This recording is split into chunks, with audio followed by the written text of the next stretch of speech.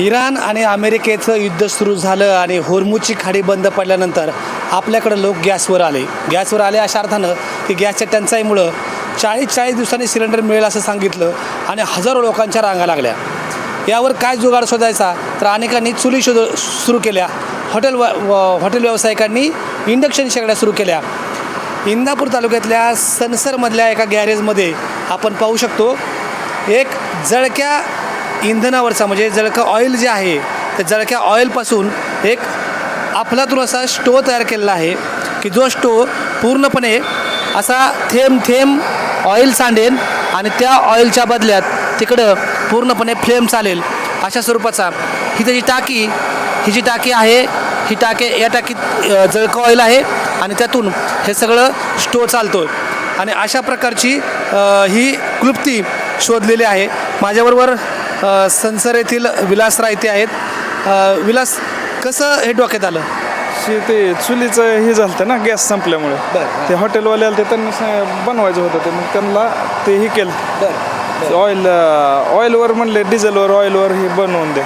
मग त्यांनी ते स्टो दाखवलं हे आपण हे केलं जाळक्या ऑइलपासनं इंधनापासनं चालू राहण्यासाठी गॅसच्या ह्याच्यामुळे. आता मला एक सांग, हे बनवायला किती खर्च आला किंवा काय झालं? हे बनवायला आपल्याला वेस्ट ही मोटर 1400 रुपयाची आणि विदाऊट मटेरियल हे स्क्रॅपमधनं काढून दीड एक हजार रुपयाचं मटेरियल. बंद केलं तर चालेल, आपण त्याची रचना बघूयात. हे बंद केलं चालेल. आता कसं आहे त्याची रचना कशी आहे ते आपण पाहूयात. पूर्णपणे एक वेगळी गोष्ट आहे. हे बंद केलं तर चालेल. समजून घेऊयात आपण किती खर्च आला असेल याला. ह्याला तर साधारण सगळा खर्च 3-4 हजार आहेत. बरं, पण हे ऑइल कसं मिळतं? 20 रुपये लिटर. कुठे मिळतं? गॅरेजवाल्याकडे, टू व्हीलरवाल्याकडे. आणि किती एक तासात किती ऑइल लागतं त्याला? एक तासाला 500 ml लागेल. अर्धा लिटर बी कमीच लागेल. म्हणजे 10 रुपयात 1 तासात चालू शकतं. 10 रुपयात 1 तास 1.5 तास चालू. हां, मला एक सांगा, हे अजून ह्यामध्ये खूप सुधारणा करायची गरज आहे, पण जर असं झालं तर बाकीच्या खर्चामध्ये किती बदल होईल?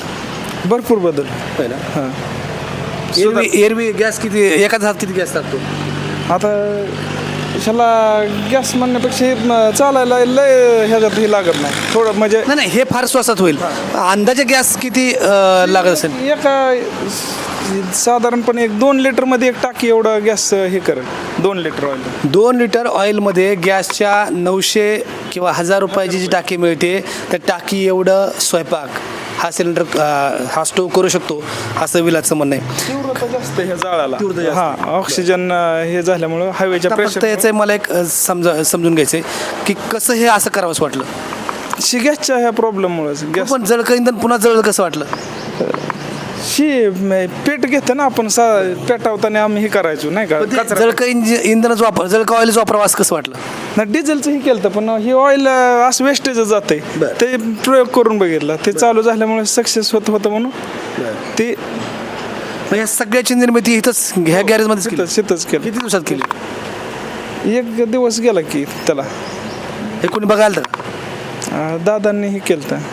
बरं, खूप लोक बघायला का? आता मला एक सांगा, ह्याला एक साधारणपणे जर बनवायचं म्हटलं व्यवस्थित, खूप रचनेवरती व्यवस्थित शेतनं पुढं आता बनवताना ते व्यवस्थित हे करून हे आता सॅम्पल म्हणून आम्ही असंच हे करत गेलतो. असं डोकं म्हणजे काय कसं करायला लागेल, हा प्रयोग म्हणून की काय करायला लागेल, कसं म्हणजे हे करायला लागेल.